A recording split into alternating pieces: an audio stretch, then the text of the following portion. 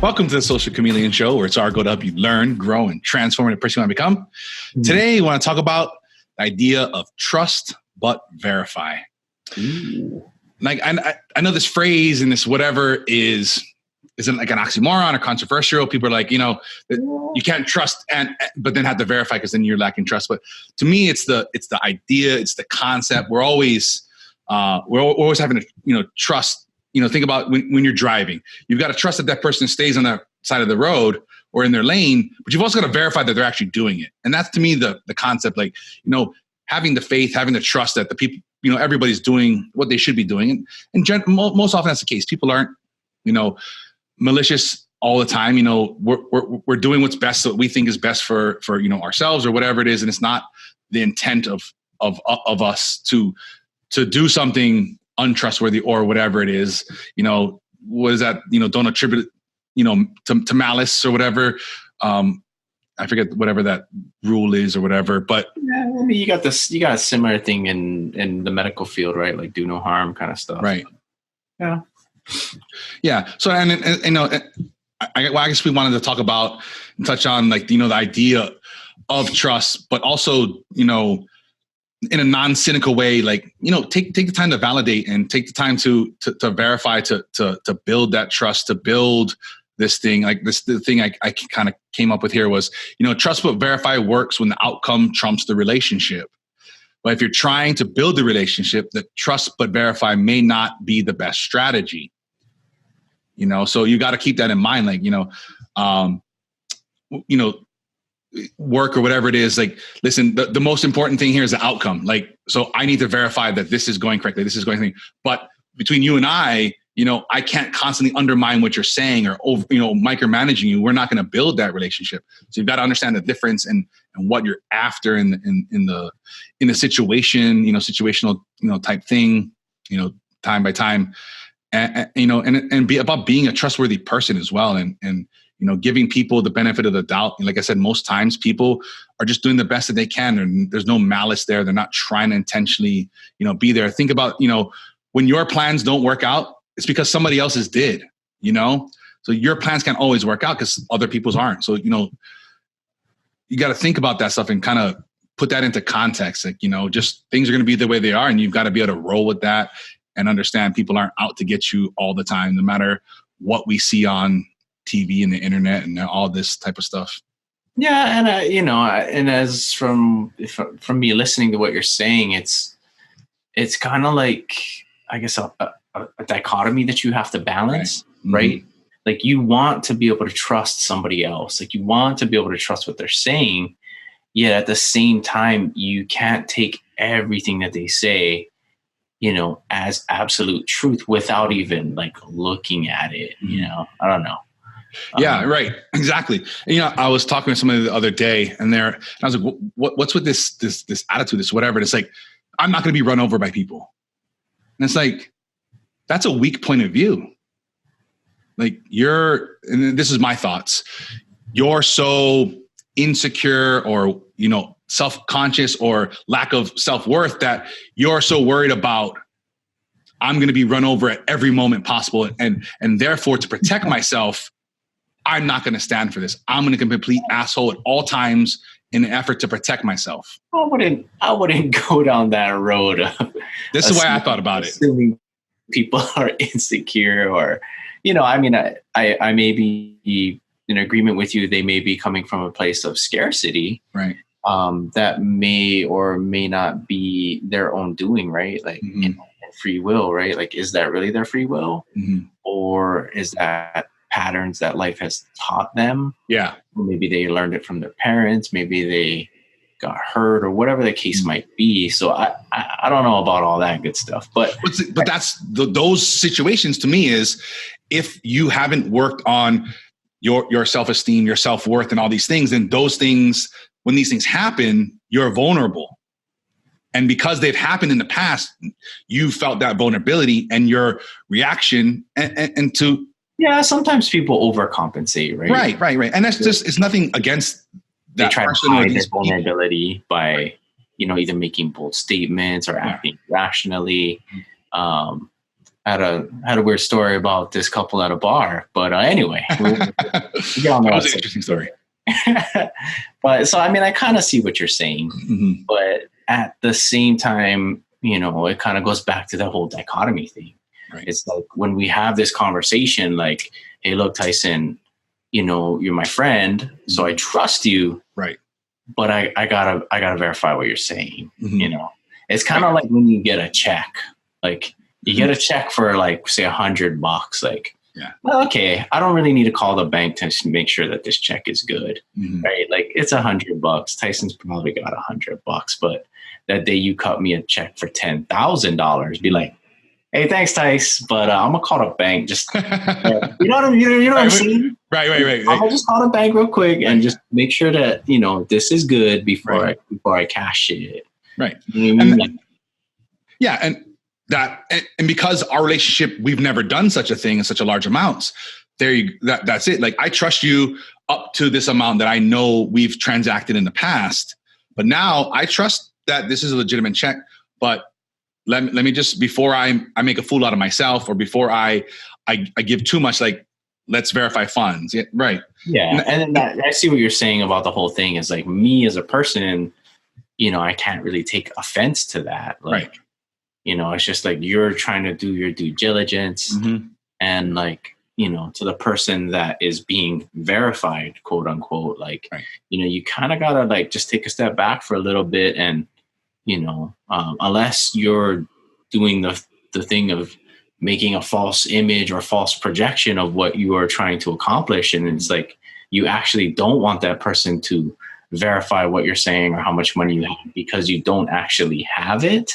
Right. That's when you become defensive, right? And that's another conversation. Right. You know, it's like, so in order for this process to work, it's like, you know, those two people should be comfortable with one another, or, you know, because this is a wide market audience that we have, like if you're creating a YouTube channel, or if you're running a business, or, you know, whether you're getting into a relationship with somebody, you know, it's like, there has to be not necessarily boundaries, but kind of like the same thing in sales, how they say, like, you're not being prejudiced against somebody, but you kind of have to, you know, not necessarily profiling maybe even be a bad word, you know, but even in the security realm, like when you use words to describe things, like, you know, you're not trying to throw somebody into a bucket. That's not the idea when it comes to things like making a security report, or, you know, making a sales pitch. Like you're not trying to throw somebody in a bucket or pigeonhole them. You're basically trying to classify people and or things into categories that can make sense, you know? Right. So, and these are just our learned biases, you know, and that's just whatever our experiences have taught us, or our friends or family or parents, society, whatever. And that's just something that happens unconsciously. And, you know, when you see a certain type of person or certain type of situation, like when I sold cars, it was, you know, you could just see the classic things, like, you know, the guys would come in dressed to the nines, like all this stuff. And you're like, you have shitty credit. and well, you just see it repeatedly happen. Right. So, because this becomes a pattern that we recognize, you know, and it's not necessarily a good or bad thing. And it's not that we have to treat them a certain way, but it's like, I walk into the situation knowing from my past experiences, when you come here like this is what I can expect. And, and then unfortunately there is going to be some type of jadedness to it, but you always got to learn that, like, this is a bias that I have right now. Let's take this through. Let's give you the respect you are due as a human being. And let's walk through this process. You want to come in, you want to get into this new F350, that's 85 grand. Like, that's great. Let's go through this. Let's not go on a test shot. It's maybe not good. Let's go run some credit real quick, you know, and like, let's see, can we do these things? Can you handle this stuff?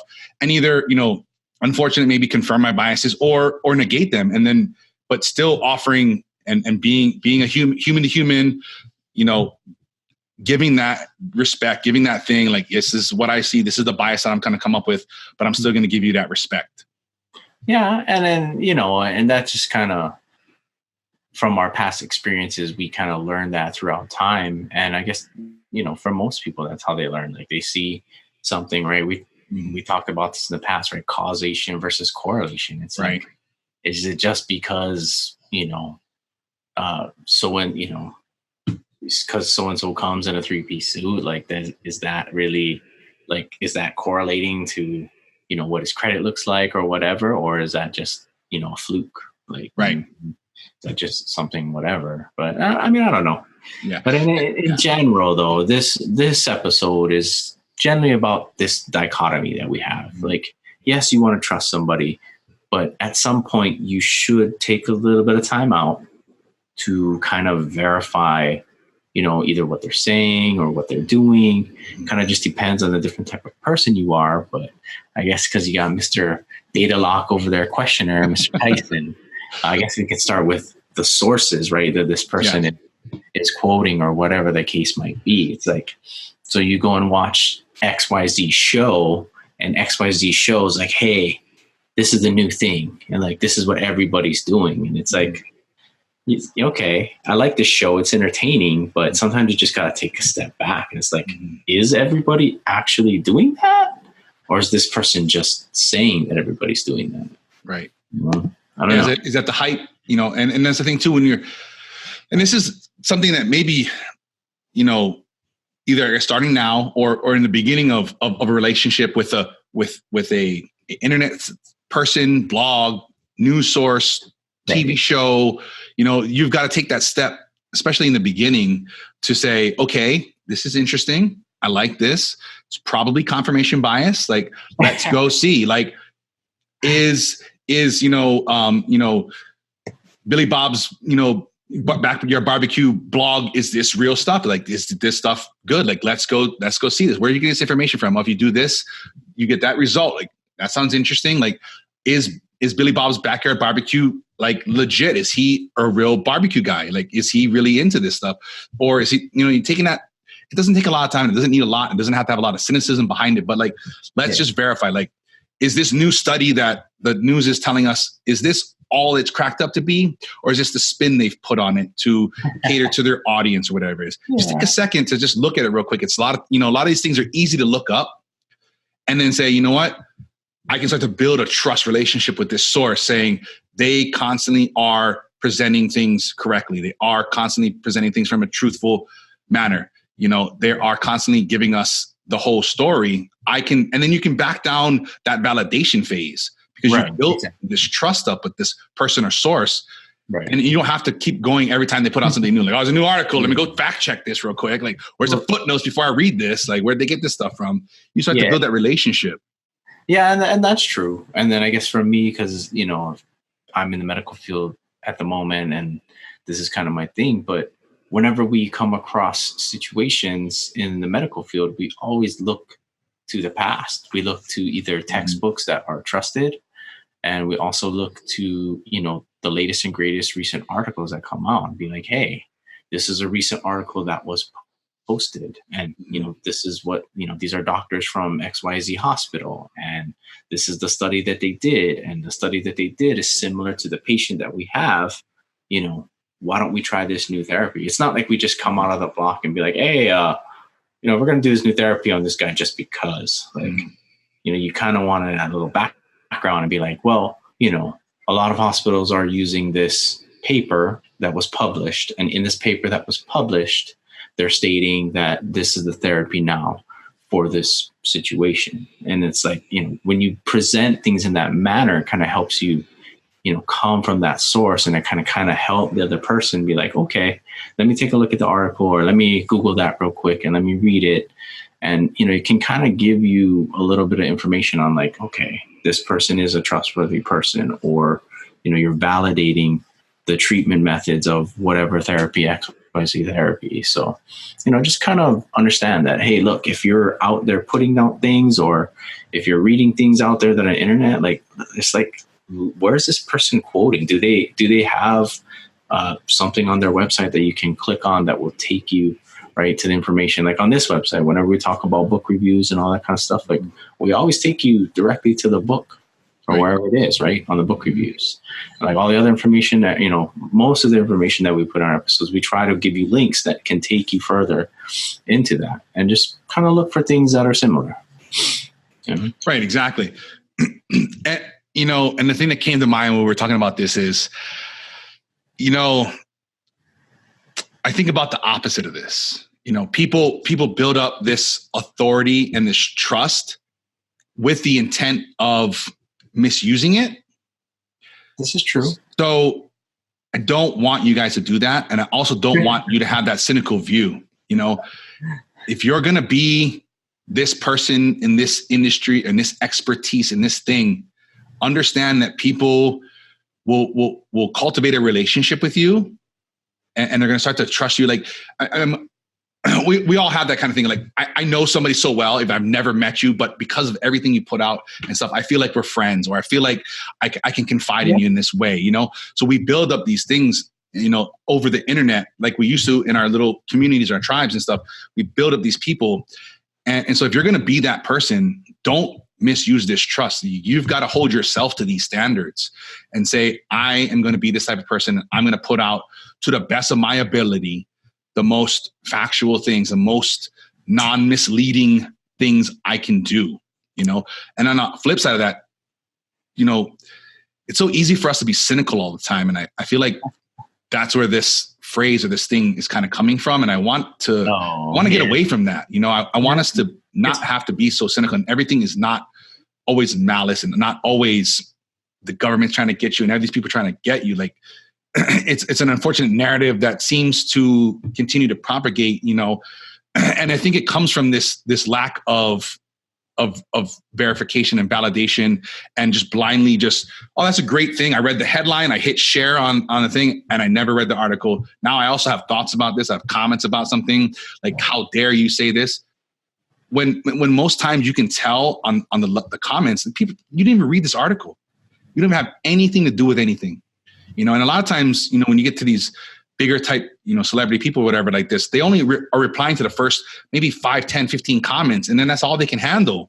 Yeah. You know? Well, I mean, it just depends. I mean, unless you're Gary Vee or something, like, you know, right. You're not out there answering every single post. Like, right. When you get to the, you know, 1 million followers, like, when you have all these posts, it's almost impossible. You need like a whole team to answer. Yeah, it's tough. One. Yeah. But I mean, you know, let's not get too far ahead of the situation. It's basically this, you know, trust but verify is, I think it's a popular phrase now, and I think a lot of people use it. And, you know, just try to get away from the whole cynicism of everything, that, you know, the whole world is negative and everybody's out to get you kind of thing. It's like, if you establish things correctly, right? If you don't just freely give your trust out to just anybody who comes along, you know, and you actually, when you meet somebody for the first time, or even somebody you've known for a long time, when you get to the next level, right, in the relationship, or the next level of trust with this person, like, make some barriers to that. Like, as you out there as yourself, don't just go like, oh, you know, I watch Hannity and everything he says is great so far. So like on his next episode, when he comes out with something new, it's like, okay, you've built that. But if the next thing he says is something way beyond who you are as a person, like, don't just agree with it because you know this guy. Be like, okay, look, this is a new level of trust that we're going to. I'm going to need to verify some of the information that you just said. And I think if you can kind of create those barriers, or create something for yourself in that nature, to the point, you know, and do it tactfully too. I mean, when you first start out, it may not be as tactful as you want it to be. You might lose some friends when you start this validation process. Mm-hmm.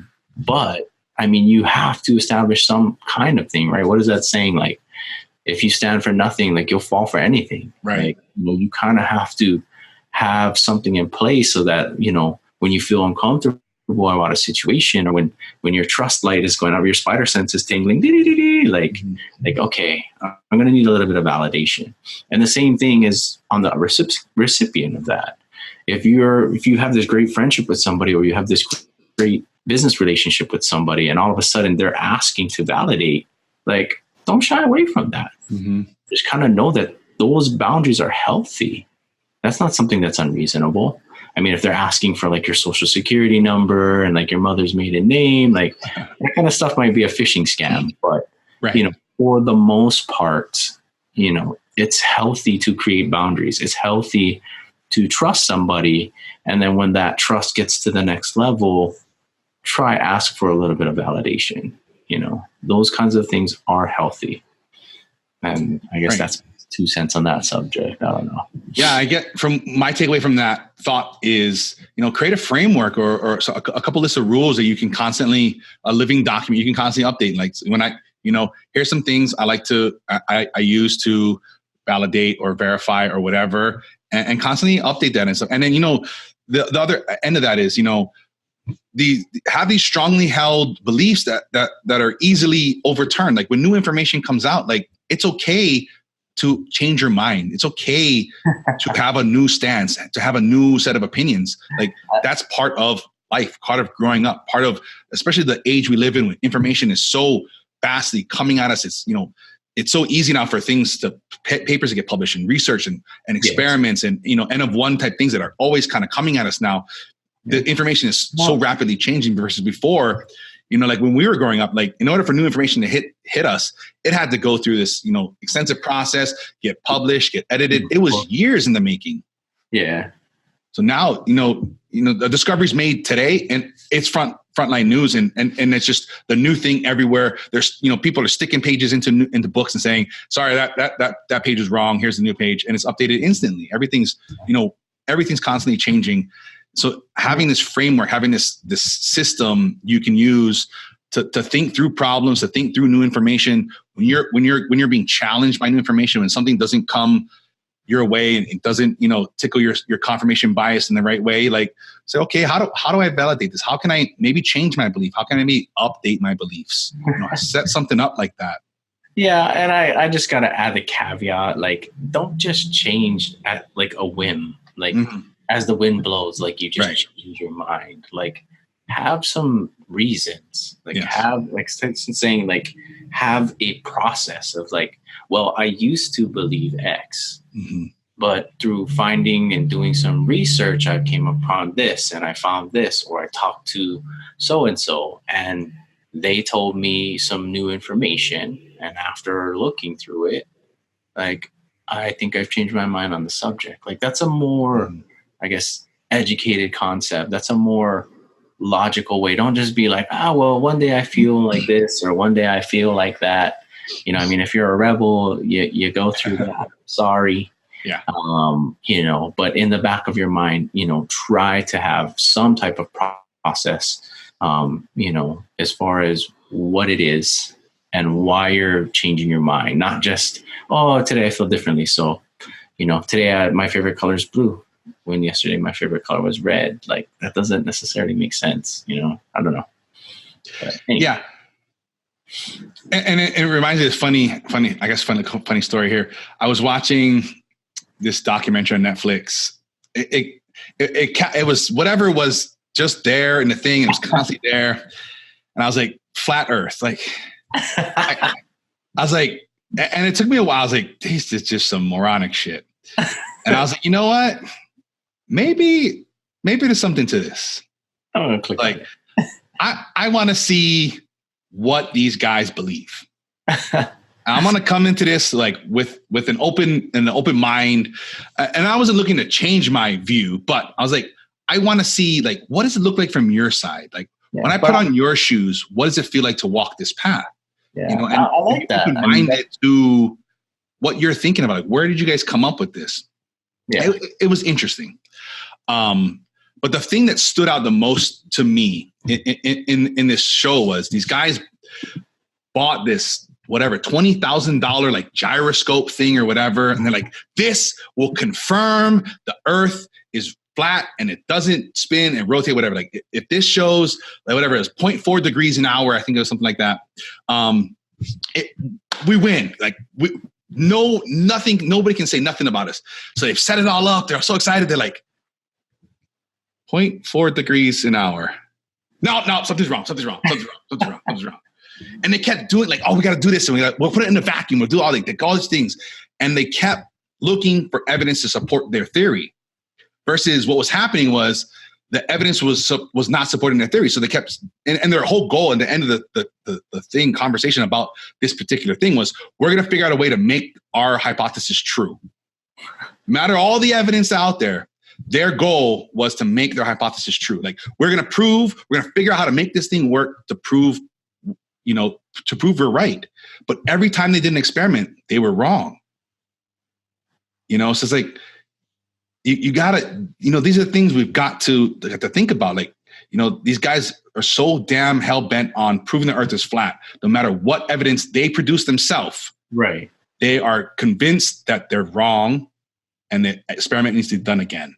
And it just blew my mind. Yeah. But I mean, that's a good, I guess, analogy for sometimes people that we meet every day, Mm-hmm. It's like they just want to sit there and prove that either their point is correct or that they are the best person. Mm-hmm. And any type of argument that comes up or any type of, information that proves them wrong, like, oh, that's a bias, or that was a fluke, or like, you hear the excuses. Mm-hmm. as far as like, somebody who's not really engaged in a conversation, somebody who's not really trying to, take down opinions that are brought up. They basically just dismiss it. Like, I don't know. It's like, there's a lot of people out there. And I mean, I've been guilty of that sometimes too. When I got my heart set on something, I definitely try for the most part to, like, the first couple strikes, like, okay, let's just put these on the side. But, there has to come a point when the data that you're looking at, if it shows that your hypothesis is incorrect, then, you got to start looking at, like, maybe it is incorrect. Maybe we have to do this process over again. Like, I don't know. Don't just dismiss data because it's not part of your confirmation bias, or it doesn't flow with, your thoughts or who you want to be or any of that. Like, you have to kind of take data for what it is and don't just dismiss it because it's against what you want it to be. I don't know. No idea, but yeah. Yeah. And it's tough. It really is. It really is, tough to get. And I feel like, changing your opinion, changing your mind is like vilified a bit.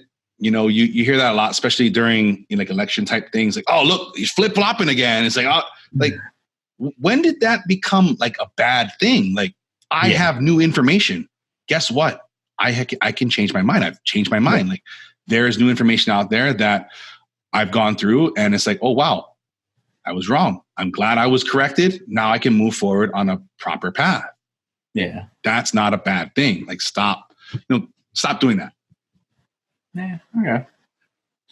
I can do that. It's tough. It really is. It takes practice. It takes work. It takes that self-awareness, that ability to let your ego aside and say,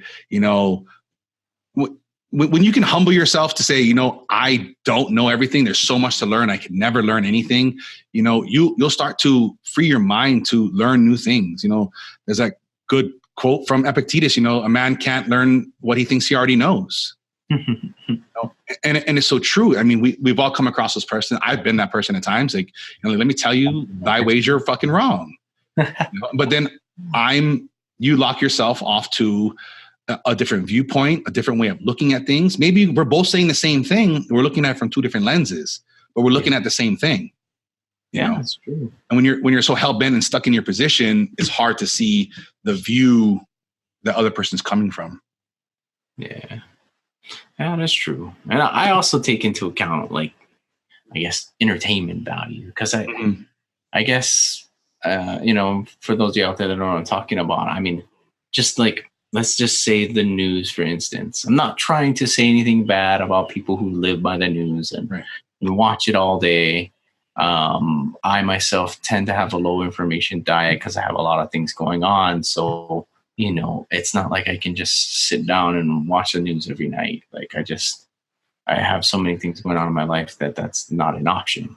So I have to limit the information that I receive and what I don't receive because I don't have time to receive it all. That didn't come out right. But anyway, I feel you. I don't watch the news for similar reasons. I don't need to be up to the minute. Let's just take the news, right? I mean, but do you watch the Channel 4 news? Do you watch the Channel 2 news? You know what I mean? Like, which one is your favorite? Right. why is it your favorite? And what most people, may not understand is that, the news is the news. Yes. However, they have another factor, which is their entertainment value. Like how many people are watching, right? They have subscribers. They count these statistics. Right. It's like they need people to continue to watch the news. If the news is quote unquote boring, right? Or the personalities that are telling you the news are not likable personalities, the networks have to change these things around.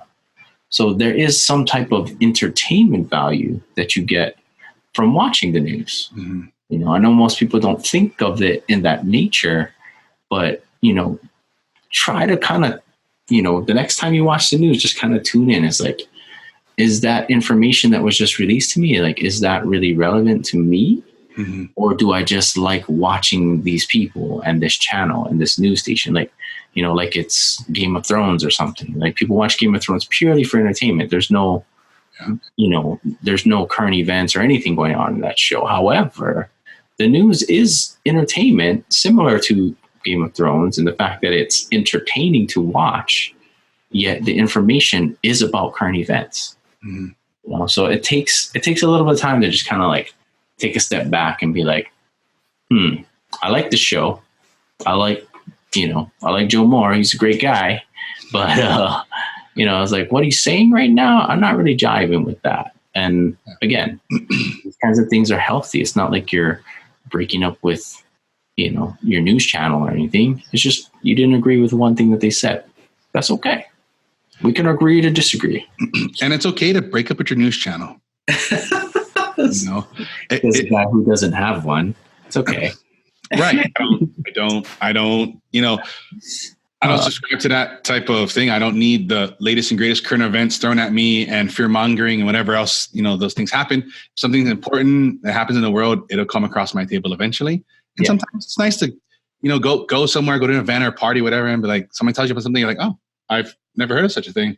And they're like, oh my God, let me tell you all about it. And it's like, you can have a great conversation because you didn't watch the news. This is true. And you're not spending your whole day bent out of shape about the latest, whatever thing is happening or not happening or whatever it is. I don't know. I would encourage you to maybe try not watch the news for a week or something. See how that feels like. It might be tough for some. Yeah. But give it a, maybe just, if it's tough for you, just don't watch it tonight. Instead of watching the 6 and the 7:30 and the 8 o'clock and the 10 and 10:30 and 11, just skip one. No, that's true. Not a big deal. I guarantee you, nothing's going to happen. You'll be okay tomorrow. You didn't need to know about whatever traffic jam or whatever accident or shooting or whatever. It doesn't affect your life. Yeah. Okay. I don't know. Yeah. We'll see. But and then I guess down to the next section, pillar, whatever, we accountability. Yes. And we kind of talked about this a little bit in the upper category, with your sources, each and every one of us are a source of news now. Yes. You've got to understand that you are a source for your friends and maybe even your tens, hundreds, thousands, millions of followers. And you've got to have that, relationship with what you're publishing and say, this is something I stand by. This is something that, I agree with, or whatever it is, so be careful. We all are now accountable to what we're sharing. And if it's controversial, that's great. I'm glad you're sharing it. If it's something that not popular opinion, that's great. And if it's a popular opinion, whatever, that's great. But understand your accountability to the people that are looking to you for sharing things. Like if Ransom shares something that's kind of come across my thing, like this may be the first time I've seen this, because I'm not following all these other things. And I'm going to, trust Ransom as, especially somebody like Ransom that does not share postings, like, oh, what's going on here? This is important. This is something I need to pay attention to because, I know that from somebody like Ransom. Yeah. And that's just kind of the relationships that you build. But, when we talk about the accountability standpoint, it's like, I don't think a lot of people understand, the power of social media. Mm-hmm. Like people just throw things out there on social media, like just for whatever reason, like, you know, like, oh, they just talk about their day. Like, oh, I went to go walk the dog and blah, blah, blah, blah, blah, blah. And then I saw this. And yeah, I mean, that kind of stuff is fine. But like when you see something on there about, you know, the latest vaccine that came out and like you share that post with your friend, like, you know, before you do that, maybe you might want to just take a little bit of detail to be like, is this really true? Did this really happen? Yeah. You know, and that kind of thing, because then that kind of takes effect to how people see you as a person, right? I mean, yes, it is social media. It's not real. I mean, unless it's on Facebook. But you know what I mean? Like, you know, people are posting all kinds of things nowadays. And it's like, oh, you just automatically share it, or you automatically like pictures on Instagram because that's your friend. Mm-hmm. But like, if the picture is something that you don't really agree with, or maybe something that you don't think is appropriate, like maybe you shouldn't like that picture. Right. It's okay if, you know, 2 out of the last 20 pictures that your friend posted, like you didn't like that should be okay. Yeah. That should be okay. I don't know. Anyway. Yeah, and there's a lot of power in that. I heard a story, whatever, a week or so ago, that about this teenager that killed herself because of a post she put out on Instagram. Like, you know, there's power to that, and be aware of that. And you know, now I think it was New Zealand or something. They're looking at everybody that voted for her to kill herself. They're looking at holding them criminally liable for her death. Wow. You know, so be aware of what, you know, not only what you're sharing, what you're posting, but what you're responding to. You know, you may be liking it for whatever reason. It's not clear, but what's happening is these algorithms, these systems, whatever it is, they're saying this is something you like, you agree with, you want to be a part of. Here's more of that. Here's more validation in that. But what you were just doing, like Ransom saying, I was just being nice to my friend, or I like, you know, Billy Bob's barbecue. So every time you post something, I'm just going to like it. You know, you've got to be aware of that. You're signaling to the system, to everybody, that this is something, you know, that we want more of in this society. Yeah. We don't need to go too far down the rabbit hole. Just, you know, but just take a second. Yeah. Like, hey, that post came out. This is kind of good information that I want to share with everybody. Yeah. Let's just take a half second to look at it. And then again, as you develop this process, you just be like, hey, Billy Bob's barbecue came out with something new. I'm going to take a look at it. Okay, cool.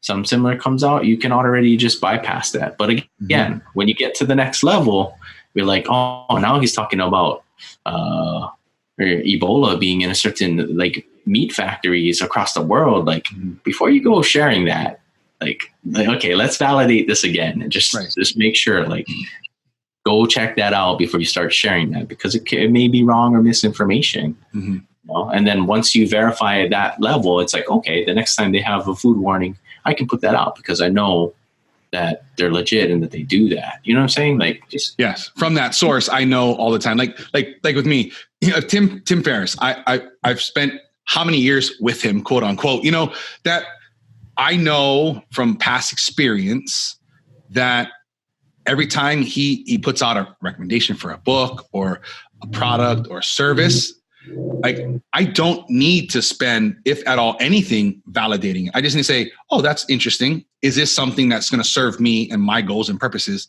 And I don't need to check out the 4 or 5 competitors, because he's already done that work, because I know how he operates. And I can just go, yes, I was looking at getting this new thing. I can just get this one. I don't need to worry about the competitors, because he's already flushed that out for me. Yeah. So you build that relationship. And like I said earlier, you can also be on the other side of that. You know, people come to start to know, like, and trust you, and you can easily manipulate that, you know, intentionally or unintentionally. Yeah. Okay. Well, I mean, I definitely, I don't know Tim Ferriss that well, so I probably have to check out a lot of the stuff that he sends me. But then again, that's my process. I haven't, you know, I'm not in that trust barrier area with him. I read a few of his books, but other than that, I haven't really spent much time on the interwebs looking up this stuff. Yeah. And I guess for me, before we close out, I just kind of want to talk a little bit about something I learned in my English class. Thank you so much, all those college years. But I mean, you guys may have heard of this before, may not have, but what type of person are you? Like for Tyson, he's like the data lock person. Like he likes the data dump, looking at all these things. So if you are into the numbers, right, you're into lots of data, that kind of heads towards, I guess we'll call it the Greeks or whatever, right? Towards logos, right? So I guess the three ones I want to talk about now are logos, pathos, and ethos. Okay, so you can just kind of call it what it is. And everybody's like, Ransom, you're crazy. What are you talking about? But anyway, so when you hear people talk, on either their website or in person, however you interact with them, like if they start talking about a lot of numbers, like if they're number orientated or if they're detail orientated, or if they can tell you specifics about how things happen, like this person is probably on that logo strain, right? Mm-hmm. So they kind of look at the data and information, and they can support everything that they're saying with data, right? But when you go towards the pathos is more along the lines of the, I guess I would call it the emotional realm, right? So when you're talking to people who are in the pathos era, like everything's like about like, oh, when that dog died, it was so sad. And like, oh, it reminded me of my dog. And, when I was growing up with my family and my house and my grandma's, like these types of people are headed more towards the pathos, right? So they kind of pull and drag on your emotions to kind of bring you in. Right. And then you have the last section here, which is ethos. So ethos is kind of like referring to, either authoritative figures or figures of authority, or in general, basically rules that kind of govern certain areas or do certain things, right? Consequences, those kinds of things. That's more towards the ethos, like towards authority or coming from a place of power, those kinds of things. So, if you can kind of just bucket, these are three little simple things that maybe you can use today to kind of like figure out your system of how you're either going to trust or validate person. Like, like, oh, I like XYZ. Why do I like them? You can kind of think, is it because of the information that they give you, the data, or do I like this person because like I'm in line with their emotions, like, they have a way to move me emotionally? Or is this, like, is this actually a XYZ company, a place of authority? Like, are they the place to go where everybody goes to, like Google? Like, you want to search something, you go to Google to search it, right? Like, those kinds of things. Like, and maybe just something you learned today and just kind of give you a little bit of tools on how to help figure out, which bucket you're in, and how do you trust people, or how do you drive with people and or websites or in business? You might find out that for your personal life, it's all about pathos, but when it comes down to business, you're looking at logos, man. You're like, let's show me the money, baby. Show me the money. I am Mr. Black People. Yeah. And then with that too, you can use that as a way of communicating with others as well. Yeah. By knowing what type of person they are, you can use those three buckets to either, sell them something or recommend something to them, or whatever it is, communicate with them. You can come from whichever one of those buckets they are, and then you'll have a lot easier time communicating with them. Yeah. And just, bring an awareness in the show. That's what we like to do. Yeah. And if you're looking for things that we like, we validated, we recommend, check out this month's giveaway. We're always in there, trying to hook you guys up with whether it's a product or a service or books or whatever it is that we love and we think will help you with your 1% growth, whether it's monthly, weekly, or daily. We want to help, improve your life, whether it's, by adding value to your life, by aiding you with being more effective or efficient, whatever it is. We're always out there. We're constantly, reading, doing things. adding things to and taking things from our lives, we want to share those with you. Head over to thesocialchameleon.show/pick-me. Check out this month's giveaway. See if that's something that you want in your life and enter to win. And if you know something that we should check out or whatever it is, send it our way. Shoot us a link, whatever it is. We'd love to check it out and see what's available for the next month's giveaway. Mm-hmm. And then I don't think we really have any. I never came up with any books or different things. Yeah, it's a hot topic. If you just kind of YouTube it and stuff like that, you'll see. But again, you'll see it from all different points of view mm-hmm. That we talked about on this show. But yeah, there's for us, this is kind of like our way of saying it and how we feel about the subject. So yeah. It's not really, you can just click on the rewind button. No, just but yeah, we don't really have too many links. But again, we are community based. If you know something out there, put it in the comments. If you're listening to this on podcast, obviously you got to go through another method. But shoot us an email, whatever it is, however you want to get a hold of us. Yeah. And we'll gladly check it out, verify and validate, and add it to the show notes. Yeah, awesome. So, and then that leads us to this week's challenge. Yeah. We challenge you folks to find either method or strategy to build trust, become or be trustworthy, and trust others. Mm-hmm. With this episode, my thoughts and goals was I want to bring back trust to our communities. I want to bring back your word means something because you stand behind it. And when you shake my hand, when you shake somebody's hand, a deal is done. No contracts are necessary because you live up to your word. Your word is your bond. I think that is a society we would all like to live in. And I think it'll help us become more connected as we should be. And that's my challenge for you guys this week. Be the person that we can trust. Be the person that others can trust, and bring back these hard, fast things that we know when you say something and when you do something, I don't have to look behind me. I don't have to think twice. I know you're going to handle it. Yeah. Awesome. And then that takes us to our final thoughts. I know we talked a lot about trust and validate on this show already, but the thing that we also have to look at is what we are trusting mm-hmm. and what we are validating and how we are going through that process. Yeah. Words, images, pictures, these are all ways of communicating with each other, right? This is how humans have evolved and lived and stayed on top of the food chain forever, right? As we pass information on to one another.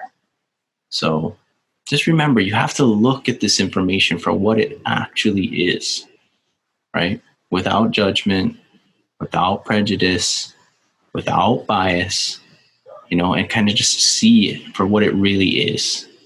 Once you can see things for what they are, then you can kind of begin to find the truth. So just a little... I'm sorry, go ahead. No, go ahead. No, and if you're looking for others to build this bond, help and or validate whatever it is, any information in this episode, share it with them. Let's get this movement going. Let's make trust viral. Share this. This is the best way to help the show, is to share it with others. If you're finding what we do interesting, like it, leave us a review. Let us know how we're doing, good or bad. It's okay. It's feedback. I love feedback. And if you want to see what we're up to in between shows, you guys can check us out, The Social Chameleon Show, on Facebook, Instagram, and Twitter. Also, there's a video version of this on YouTube. If you'd like, you can subscribe there. Or if you're listening to our podcast app, make sure you subscribe. Whatever your favorite podcast app is, we're there. If not, let us know. Get us there. And for past episodes and links to everything we talk about here today, you can visit thesocialchameleon.show. And until next time, keep learning, keep growing, keep transforming to that trustworthy person you want to become.